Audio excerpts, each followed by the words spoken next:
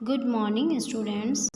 हम आपकी संवाद सेतु पुस्तक का पाठ 10 रिपोर्टाज, यात्रा वृत्तांत, डायरी लेखन और संदर्भ ग्रंथ की महत्ता पढ़ रहे हैं। इससे संबंधित एक वीडियो मैं आपको पहले भेज चुकी हूँ, जिसके अंदर हमने रिपोर्टाज, यात्रा वृत्तांत, डायरी लेखन और संदर्भ ग्रंथ क्या होते हैं, इन सब से जुड़ी हुई संक्षिप्त जानकारी आपको प्राप्त हुई थी। अब आज हमको इस पाठ को और अधिक विस्तार से पढ़ना है, तो हम पाठ की शुरुआत उद्देश्य से करते हैं कि इन सब के पीछे या इनके लेखन के पीछे कौन से उद्देश्य हैं। हिंदी साहित्य में कहानी, उपन्यास, नाटक, काव्य आदि प्रमुख विधाओं के साथ कई नई विधाओं का भी जन्म हुआ। यानी जो भी गद्य विधाएं हैं, कहानी, उपन्यास, नाटक, इन सब के अलावा भी और भी नई गद्य विधाओं का जन्म हुआ था, जिनमें हम रिपोर्टाज, यात्रा वृत्त लेखन, डायरी लेखन आदि विधाएं भी तेजी से उभर रही हैं। इन सभी को हम शामिल कर सकते हैं। जीवन की घटनाओं की कल्पना कलात्मक अभिव्यक्ति के लिए रिपोर्टाज विधा सामने आई। जो भी व्यक्ति है वो अपनी कलात्मक अभिव्यक्ति को जीवन के माध्यम से उपयोग में लाता है, तो ये जो कलात्मक अभिव्यक्ति होती है उसे हम रिपोर्टाज के रूप में देख सकते हैं। रिपोर्ट में कथा तत्व का होना उसे रिपोर्टाज विधा बनाता है। हिंदी में स्वतंत्रता से पूर्व ही यात्रा वृत्त लिखे जा रहे हैं। यानी जो यात्रा वृत्तांत है वो हम कह सकते हैं कि स्वतंत्रता से भी पहले यानी 1947 से पहले लिखे जाते थे। डायरी लेखन की परंपरा भी भारत में पुरानी नहीं है। डायरी लेखन हमारे व्यक्तित्व को सुधारने एवं संवारने में महत्वपूर्ण भूमिका निभाता है। संदर्भ सामग्री का उपयोग पूर्व में हुई घटनाओं की जानकारी प्राप्त करने के लिए किया जाता है। प्रस्तुत पाठ में उपर्युक्त वर्णित सभी गौण किंतु महत्वपूर्ण विधाओं के बारे में जाना जा सकेगा। इस पाठ के अंतर्गत हम इन सबसे संबंधित जानकारी प्राप्त करेंगे। सबसे पहले हम देखते हैं रिपोर्टाज क्या होती है। रिपोर्टाज हिंदी खड़ी बोली के साथ ही अनेक नई विधाओं का जन्म हुआ।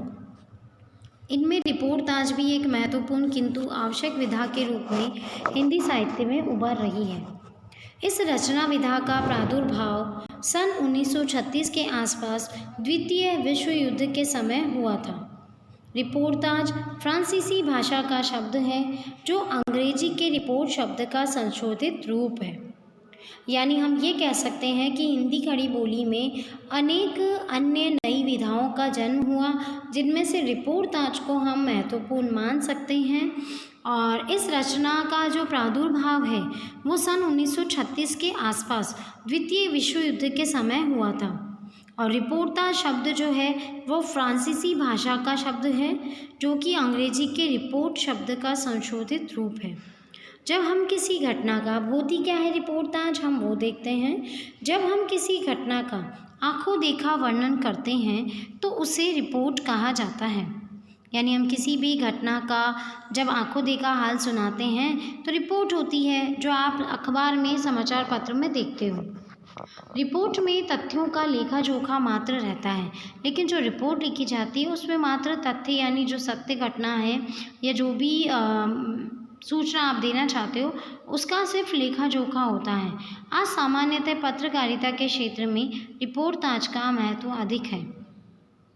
यदि हम देखें तो स्पष्ट होता है कि रिपोर्ट और रिपोर्टाज में एक क्षीण अंतर यह भी होता है कि रिपोर्ट में एक प्रकार की नीरसता होती है। जो रिपोर्ट लिखी जाती है वो बहुत ज़्यादा नीरस होती है, उबाऊ होती है। उसे सुनने में मज़ा नहीं आता या पढ़ने में मज़ा नहीं आता। इसमें कलात्मक अभिव्यक्ति का अभाव होता है। रिपोर्ट के अंतर्गत कलात्मक अभिव्यक्ति नहीं दिखाई देती, जबकि रिपोर्टाज में सरसता होती है। जबकि लेखक का मानना ये है कि जो रिपोर्टाज होती है उसमें बहुत ज़्यादा सरसता होती है, बहुत ज़्यादा रस होता है, कलात्मक अभिव्यक्ति होती है। इसकी शैली प्रभावी होती है। रिपोर्टाज की अभिव्यक्ति जिस प्रकार से की जाती है, जिस प्रकार से रिपोर्टाज लिखी जाती है, वो बहुत ही ज़्यादा प्रभावशाली होती है। रिपोर्ट की अपेक्षा रिपोर्टाज में घटना का रेखा चित्र की शैली में अंकन होता है और रिपोर्ट जो है उसे रेखा चित्र के आधार पर नहीं लिखा जाता, लेकिन जो रिपोर्टाज होती है उसमें जो भी घटना बताई जा रही है उस घटना का रेखा चित्र की शैली में अंकन होता है। अब हम समझ लेते हैं कि रेखा चित्र क्या होते हैं। रेखा चित्र शब्दों के माध्यम से बनाए गए एक प्रकार के चित्र ही होते हैं।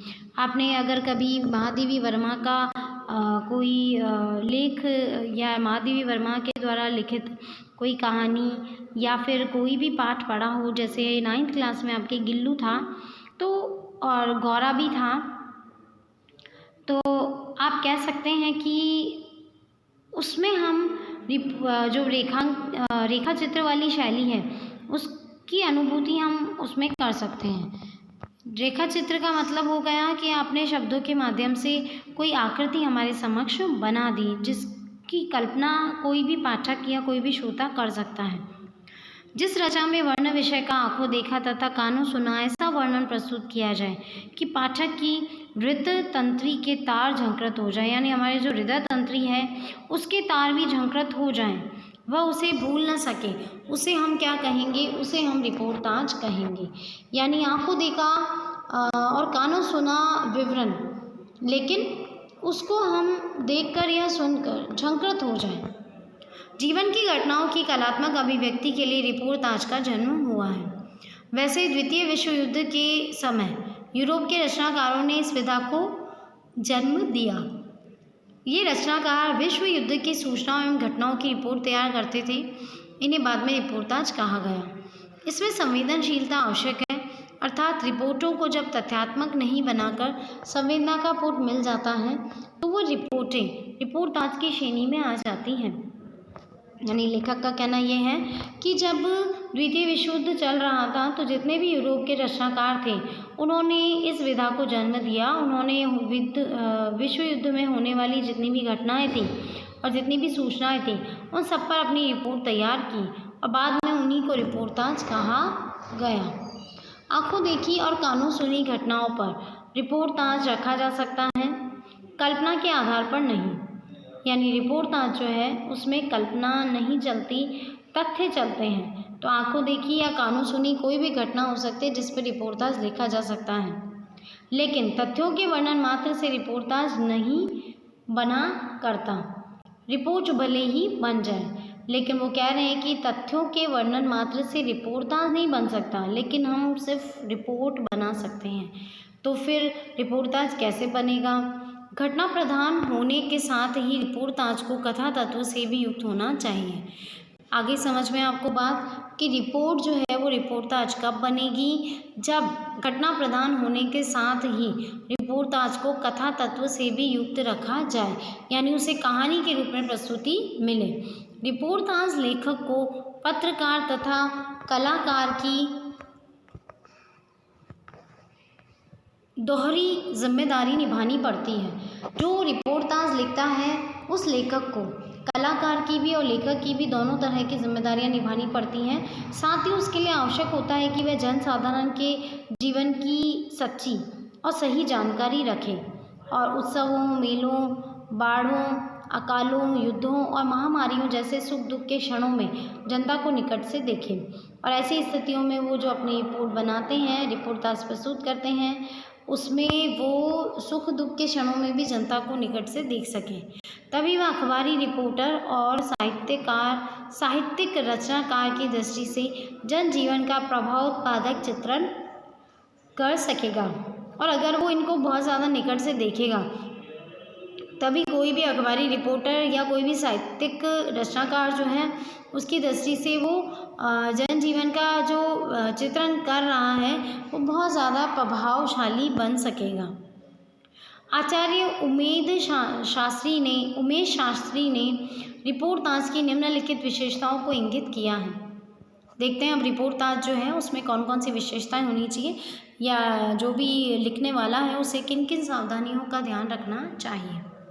रिपोर्टाज में तथ्यों के साथ भाव प्रवणता भी रहती है। रिपोर्टाज जो है उसमें फैक्ट तो होते ही हैं, सच्चाई तो होती है, लेकिन साथ में भाव प्रवणता भी रहती है। रिपोर्टाज का स्वरूप कलापूर्ण होता है। रिपोर्टाज जो है बहुत उबाऊ और बहुत नीरस नहीं लिखी जाती, उसमें कला का पुट दिया जाता है। लेकिन यथार्थ विषय को कल्पना के माध्यम से साहित्यिक परिवेश में प्रस्तुत करता है। लेकिन हम ये कह सकते हैं कि यथार्थ विषय यानी जो भी विषय चुना गया वो सच्चा होता है, सही होता है, यथार्थ होता है, लेकिन साथ में उसमें थोड़ी सी कल्पना भी डाली जाती है। रिपोर्टाज में मुख्यतः घटना होती है। एक प्रकार से हम रिपोर्टाज को किसी घटना का वर्णन भी कह सकते हैं। घटना का काल्पनिक अथवा यथार्थपरक होना लेखक पर निर्भर करता है, और जो भी घटना का वर्णन किया जा रहा है वो काल्पनिक है या यथार्थ है, इस बात का होना लेखक पर निर्भर करता है। घटना को कथात्मक रूप में प्रस्तुत किया जाता है। इस विधा की कोई सीमा नहीं होती। इस विधा को आप अपने हिसाब से लिख सकते हैं। रिपोर्टाज में बाह्य स्वरूप की अभिव्यक्ति अधिक और आंतरिक स्वरूप की कम होती है। रिपोर्टाज में बाह्य स्वरूप जो है उसकी अभिव्यक्ति कम होती है, बल्कि आंतरिक अंदर की बातों को ज़्यादा उभारा जाता है। रिपोर्टाज में आगे देखते हैं हम, जनजीवन के प्रभावकारी परिस्थिति का चित्रण होने के साथ साथ ऐतिहासिकता के लिए भी प्रमाण अपेक्षित हैं। यानी हम ये कह सकते हैं कि रिपोर्टाज जो है उसमें अगर आप ऐसी कोई जानकारी दे रहे हैं जो कि इतिहास से संबंधित है तो कुछ प्रमाण की आवश्यकता भी होती है। रिपोर्टाज लेखक का उद्देश्य वस्तुगत तथ्यों को प्रभावपूर्ण ढंग से अभिव्यक्त करने का होता है। रिपोर्टाज जिस लेखक द्वारा लिखी जाती है उसका उद्देश्य होता है कि वस्तुगत तथ्यों को प्रभावपूर्ण ढंग से अभिव्यक्त करे। रिपोर्टाज लेखक साहित्यिक लेखनी को हाथ में लेकर जागरूक बौद्धिकता के साथ यथार्थ जगत से संपर्क किए रहता है। और जो भी रिपोर्टाज लिखने वाला लेखक होता है वो अपनी जितनी भी साहित्यिक लेखनी है उसके द्वारा जागरूक बौद्धिकता का उपयोग भी अपने लेखन में करता है, और यथार्थ जो जगत है उससे भी वो संपर्क बनाए रखता है, यानी सच्चाई से वो हटता नहीं है। रिपोर्टाज के प्रति समाज की आस्था में विश्वास भी अपेक्षित है। रिपोर्टाज के प्रति लोगों के मन में आस्था और विश्वास होना चाहिए। रिपोर्टाज का प्रभाव सीमित होता है समसामयिक विषय और घटनाओं पर आधारित होने के कारण सार्वजनिक प्रभाव नहीं रहता है। रिपोर्टाज जो है हम कह सकते हैं कि वो सार्वजनिक नहीं होता। लेखक का दृष्टिकोण मनोविश्लेषणात्मक होना चाहिए। लेखक की संवेदनशीलता के कारण पाठक की रुचि को बढ़ाना नैसर्गिक है, और जिस प्रकार से लेखक वर्णन करता है, रिपोर्टाज लिखता है, तो उसमें मनोविश्लेषणात्मक पट को लेकर उसे ध्यान रखना चाहिए। भाषा में सरलता, सहजता, सुबोधता, सजीवता और सरसता का होना अति आवश्यक है, क्योंकि रिपोर्टाज अगर बहुत ज़्यादा क्लिष्ट भाषा में और बनावटी तरीके से लिखी गई है तो जो पाठक है या जो श्रोता है उसे आनंद नहीं आएगा। इसीलिए जो रिपोर्टाज की भाषा है वो सरल हो, सहज और सुबोध हो। रिपोर्ट एवं रिपोर्टाज दोनों ही एक विधा के अंग होते हुए अंतर लिए हुए हैं। रिपोर्ट साहित्यिक विधा नहीं है, रिपोर्टाज साहित्यिक विधा है। रिपोर्ट में केवल आंखों देखा हाल होता है, यथास्थिति का वर्णन मात्र होता है, जबकि रिपोर्टाज कलात्मकता के साथ घटना को भावपूर्ण शैली में अभिव्यक्त करता है। कतिपय समीक्षक इसे स्वतंत्र विधा न मानकर कहानी, निबंध, रेखाचित्र अथवा यात्रा व्रत में समाविष्ट करने की चेष्टा भी करते हैं। कई लोग इसे रिपोर्टाज को कहानी, निबंध, रेखाचित्र के साथ भी सम्मिलित कर देते हैं। ये किसी भी विधा के अंतर्गत नहीं आती, क्योंकि सभी विधाओं से मूल तत्वों के कारण स्वतंत्र विधा है। निबंध किसी विषय की विवेचना मात्र प्रस्तुत करता है, जबकि रिपोर्टाज में अपनी ओर से विवेचन अथवा मंतव्य प्रकट नहीं किया जा सकता। यानी रिपोर्टाज में आप कुछ भी काल्पनिक नहीं डाल सकते हो, जबकि रिपोर्टाज में अपनी ओर से विवेचन अथवा मंतव्य प्रकट नहीं किया जा सकता। इसी प्रकार कहानी और रिपोर्टाज में भारी अंतर है। कहानी जो होती है वो अलग तरह से होती है, रिपोर्टाज अलग तरह से होती है। कैसे अंतर है इन दोनों में वो देखते हैं हम आगे। कहानी की घटनाएं ऐतिहासिक अथवा काल्पनिक होती हैं। हम देखते हैं ज़्यादातर जितनी भी कहानियाँ होती हैं उनकी घटना या तो किसी ऐतिहासिक विषय पर बनाई जाती हैं या फिर कल्पना के आधार पर बनाई जाती हैं। इस विधा में तथ्यात्मक घटनाओं का वर्णन रहता है। रिपोर्टाज में समसामयिक घटना तथा उसकी ऊपरी सतह का ही अंकन होता है। और हम ये भी कह सकते हैं कि रिपोर्टाज लिखने के लिए हमारे आसपास घटित जो समसामयिक घटनाएं हैं उनको भी विषय बनाकर लिखा जाता है। यात्राव्रत से भी इसका कोई संबंध नहीं है।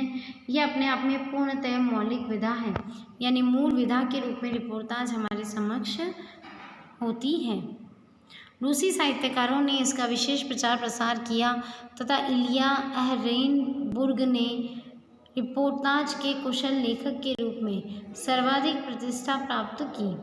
वास्तविक रूप में तो रिपोर्टाज का जन्म हिंदी में बहुत बाद में हुआ, यानी जितनी भी गद्य विधाएँ बनी हिंदी में सबसे ज़्यादा हम कह सकते हैं कि रिपोर्टाज का जन्म बहुत बाद में माना जाता है। लेकिन भारतेंदु युगीन साहित्य में इसकी कुछ विशेषताओं को देखा जा सकता है।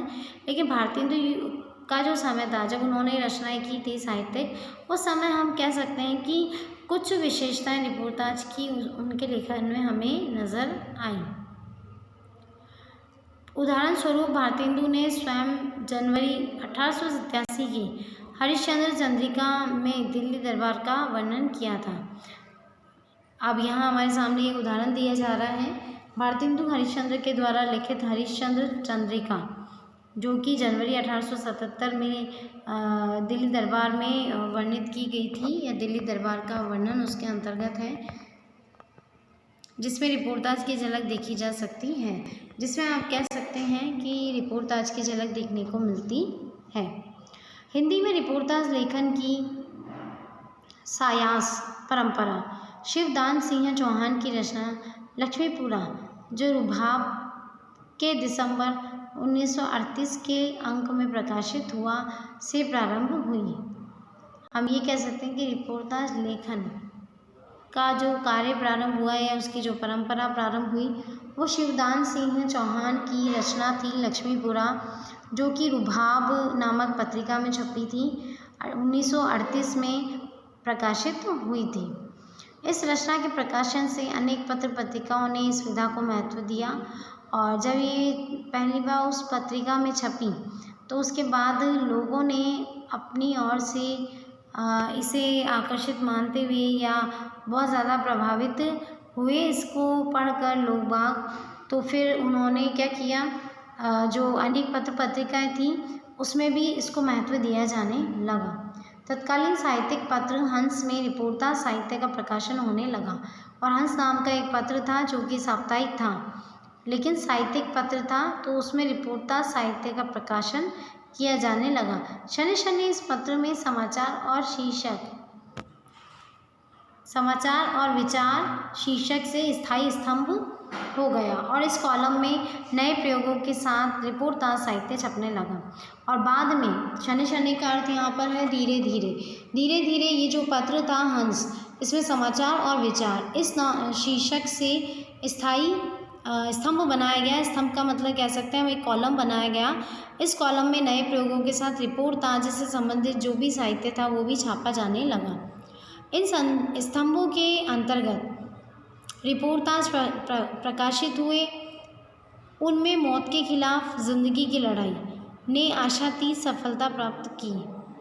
लेखक ने उनमें मौत के खिलाफ जिंदगी की लड़ाई से संबंधित भी रिपोर्टाज लिखे, और इसने बहुत ज़्यादा सफलता प्राप्त की। रिपोर्टाज के विषय अकाल की काली छाया, बाढ़ के विनाशकारी दृश्य, अग्निकांड में झुलसती जिंदगी, दुर्घटनाओं में सिसकती जिंदगी, अट्टालिकाओं के नीचे टूटती हुई जिंदगी, सिसकते हुए श्वास, रौंदी हुई चेतना आदि शीर्षक हैं। ऐसे रोमांचकारी व्यथा तथ्य वर्णनों से पाठक गण अत्यंत प्रभावित हुआ और इस विधा के प्रति सहज रूप से आकर्षण बढ़ा। और इनके अभी जो मैंने नाम पढ़े हैं वो नाम आप देख सकते हैं कि बहुत ही अलग तरह के हैं। तो इन सारे नामों को देखकर या इनके शीर्षकों को देखकर जो लोग थे, आम जनता जो थी, जो पढ़ने के लिए इच्छुक थी, वो बहुत ज़्यादा इनसे प्रभावित हुए, यानी पाठकगण जो है बहुत ज़्यादा प्रभावित हुए और इस विधा के प्रति उनका आकर्षण भी बढ़ा। बंगाल के दुर्भिक्ष का मतलब है अकाल तथा महामारी के संदर्भ में रांगे राघव द्वारा लिखित विशाल भारत रिपोर्टाज अपनी मार्मिक अभिव्यंजना के कारण बहुत ज़्यादा चर्चित हुआ। उस समय बंगाल का जो अकाल पड़ा था, महामारी फैली थी, उसके विषय में रांगे राघव ने विशाल भारत के नाम से एक रिपोर्टाज लिखी थी जो कि बहुत ज़्यादा मार्मिक थी। अकालग्रस्त क्षेत्र में पहुंचकर उन्होंने पूंजीपतियों, व्यापारियों तथा मुनाफाखोरों के अमानवीय कृत्यों और भूख से बिलबिलाते नरकंकालों पर जो अपनी मर्मस्पर्शी रिपोर्टाज लिखे हैं वे आगे चलकर तूफानों के बीच में संकलित प्रकाशित हुए। तो इस तरह के कालग्रस्त क्षेत्र से संबंधित और जितने भी और विषय थे उन विषयों से संबंधित रिपोर्टाज लिखे गए रांगी राघव के द्वारा, जो कि आगे चलकर तूफानों के बीच में संकलित किए गए और प्रकाशित भी किए गए। हिंदी रिपोर्टाज साहित्यकारों में शिवदान सिंह। अब हम देख रहे हैं कि हिंदी रिपोर्टाज के रूप में और कितने लेखकों को हम जान सकते हैं।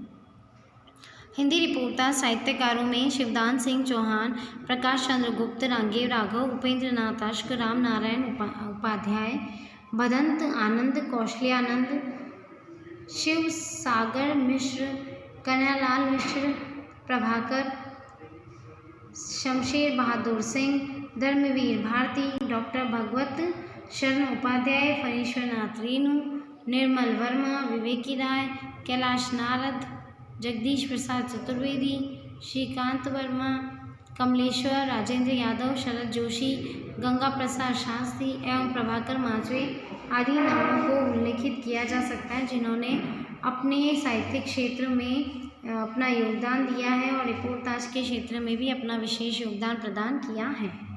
प्रकाश चंद्र, उपेंद्र नाथ अश्क तथा राम नारायण उपाध्याय ने अपने रिपोर्टाज के स्वतंत्र संग्रह प्रकाशित करने के स्थान पर उन्हें अपनी अन्य विषय कृतियों में संकलित किया था। अलग से प्रकाशित करने के बजाय उन्होंने अपनी अन्य कृतियों के साथ संकलित किया। प्रकाश चंद्र गुप्त ने घटना प्रधान रिपोर्टाज लिखे हैं जो उनके रेखाचित्र में संग्रहित है। स्वराज्य भवन, अल्मोड़े का बाजार और बंगाल का अकाल पहले उनके उल्लेखनीय रिपोर्टाज हैं।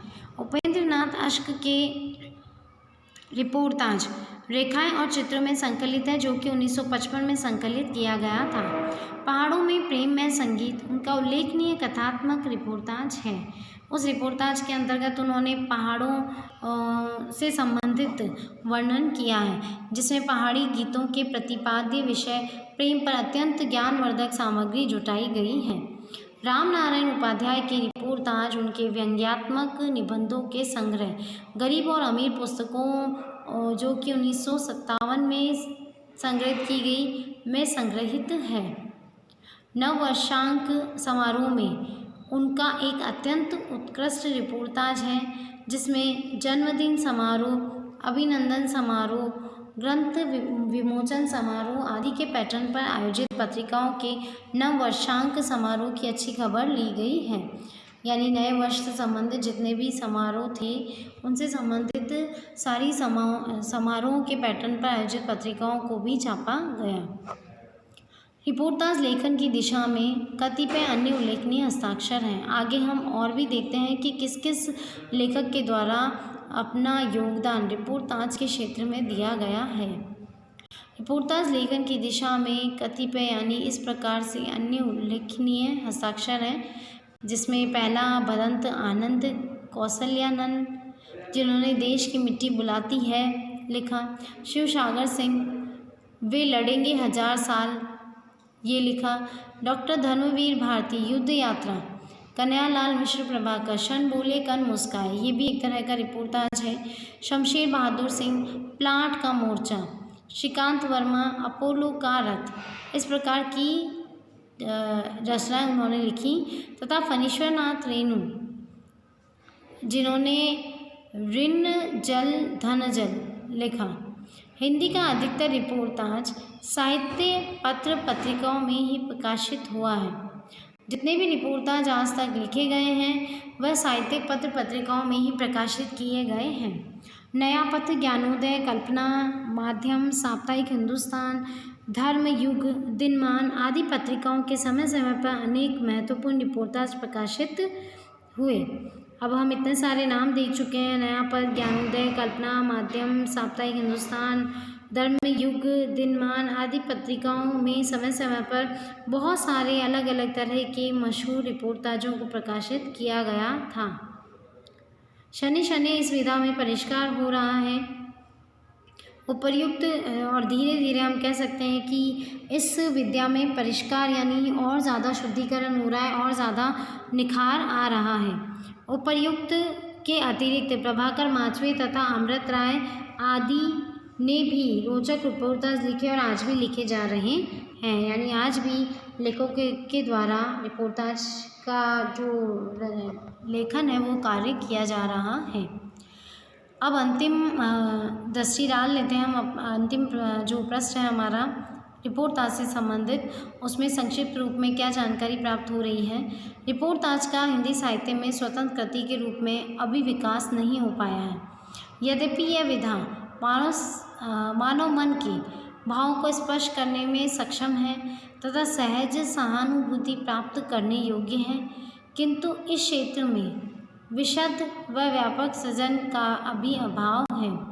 कि माना कि कोई विकास नहीं है, स्वतंत्र कृति है, भावों को स्पर्श करती है, सहानुभूति प्राप्त करने योग्य है, लेकिन फिर भी हम कह सकते हैं कि जो ये रिपोर्टाज है वो हर क्षेत्र में अपना स्थान नहीं बना पाई। समसामयिक पत्र पत्रिकाओं में डॉक्टर दम वी भारती, प्रभाकर, श्रीकांत वर्मा, कमलेश्वर, राजेंद्र यादव आदि अपने रिपोर्टाज प्रकाशित कराते रहे हैं। और यहाँ हमने अंत में कुछ नाम पढ़े हैं जिनमें से धर्मवीर भारती, प्रभाकर, श्रीकांत वर्मा, कमलेश्वर, राजेंद्र यादव, ये सभी लेखक हैं जिन्होंने समसामयिक पत्र पत्रिकाओं में अपने लेख छपवाए हैं और वो लेख रिपोर्टाज के रूप में छापे गए हैं। तो आज का वीडियो हम यहीं तक देखेंगे, यानी आज हमने रिपोर्टाज के बारे में समस्त जानकारी प्राप्त कर ली है। रिपोर्टाज होती क्या है, कैसे लिखा जाता है, लिखते समय क्या क्या चीज़ें उसमें ध्यान रखनी चाहिए, इन सब को हमने इस पाठ के माध्यम से अच्छी तरह से देखा है। अब हम यात्रा वृत्तांत अगले वीडियो में पढ़ेंगे। आशा करती हूँ कि आपको बहुत अच्छे से ये रिपोर्टाज की जानकारी समझ में आ गई होगी। Thank you.